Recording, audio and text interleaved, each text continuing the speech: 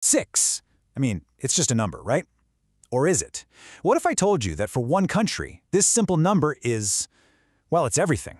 It's a trigger, it's a target, and it's a huge test, all rolled into one. For one country, yeah, it really might be that important. The story of this single number pulls back the curtain on a nation standing at a massive crossroads, facing a choice that is absolutely going to define its future for decades to come. So that's what we're digging into today. Mongolia's Power of Six. It's this incredible meeting point of global markets and national ambition, and it could completely reshape the country's destiny. Okay, so what exactly is this power of 6? Well, it's not just one single thing. Think of it more like a trinity. You've got 3 totally distinct, but also deeply connected economic forces, and they all circle back to that same number, 6. All right, let's unpack this. First up, there's the big dream, hitting a copper price of $6 a pound. We're talking a super cycle high that would just unleash a flood of wealth. Then you've got the national goal, a steady, sustainable 6% real GDP growth. And finally, the anchor holding it all together, keeping inflation right at a target of 6%. The entire economic game plan, literally everything, depends on juggling these 3 sixes and making them all work in harmony.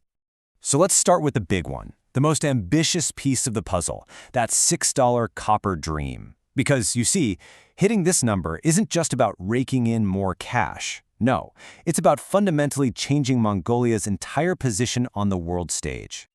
You know, you often hear analysts talk about Dr. Copper. It's a nickname, but it's because the price of copper is such a great diagnostic tool for the health of the global economy. And right now, with the green energy transition and the AI boom just gobbling up copper, well, let's just say the doctor is prescribing a future that could be unbelievably profitable for countries like Mongolia that are sitting on a lot of it. And the scale of this potential change, it's just staggering. I mean, look at this. At current prices, around $4.30 a pound, the margins at their giant Oyu Tolgoi mine are pretty healthy, no complaints. But at $6, whoa, we are talking about super profits. The motivation to go out and find more copper, it goes from yeah, maybe, to absolutely, let's go.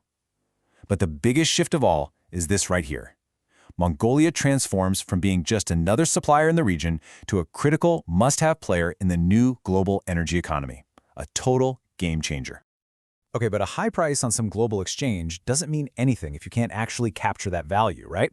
So how is Mongolia planning to turn that number into real, tangible wealth for its citizens? Well, the answer is actually in a really clever piece of tax policy.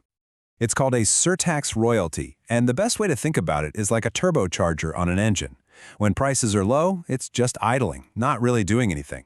But as the price of copper starts to climb and hit certain key levels, this tax kicks in, and it gets progressively higher. It's designed specifically to let the government capture a much bigger piece of those massive windfall profits. And here's what that looks like in practice. The key thing to see here is that the revenue growth isn't a straight line, it's exponential.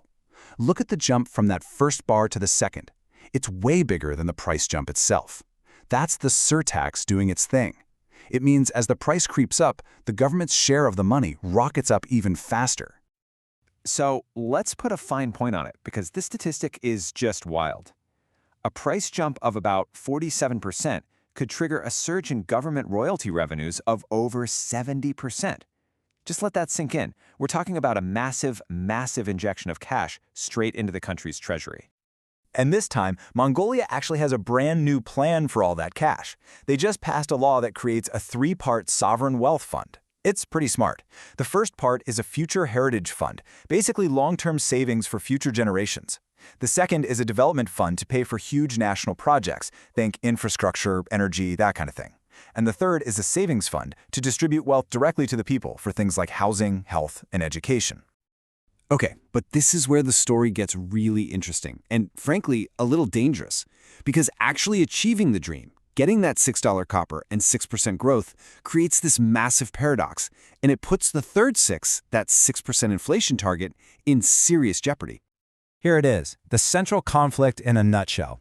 The very thing that could make the country incredibly wealthy, this massive flood of US dollars from selling all that copper, is the exact same thing that could completely wreck the economy. All that foreign money can push the local currency up so high and pump so much cash into the system that prices for everyday things just start to spiral completely out of control. This is the classic resource curse playing out, and the symptoms are really dangerous. You get something called Dutch disease. That's when your currency gets so strong it actually kills your other export industries, like Mongolia's famous cashmere, because it becomes too expensive for anyone else to buy. At the same time, the government can get hooked on spending all that boom time money, which creates a budget that's totally unsustainable when the party ends. The entire economy starts to overheat, and you can get these huge asset bubbles, like real estate in Ulaanbaatar, going through the roof. And all of this brings us to the final, crucial test. It really all boils down to one simple choice. Is it going to be discipline, or is it going to be disaster? And to really get what's at stake here, you have to look at their recent past. I mean, this is not Mongolia's first rodeo. Go back to 2011. They had a commodity boom that fueled an insane 17% GDP growth. But what happened next? A painful, brutal bust. The big difference this time, the thing that's supposed to change the outcome, is the blueprint, that new sovereign wealth fund law they passed in 2024. It was designed specifically to stop history from repeating itself. But the billion-dollar question is, will it actually work? And that, right there, is really the core of this whole story. Mongolia's future doesn't actually depend on whether copper hits $6. What it really depends on is whether their institutions, their political and financial guardrails, are strong enough to handle all that wealth. Can they manage the boom without going bust again? So you've got this historic once-in-a-generation opportunity on one side, and a pretty tough historical precedent on the other. Mongolia has the blueprint for wealth.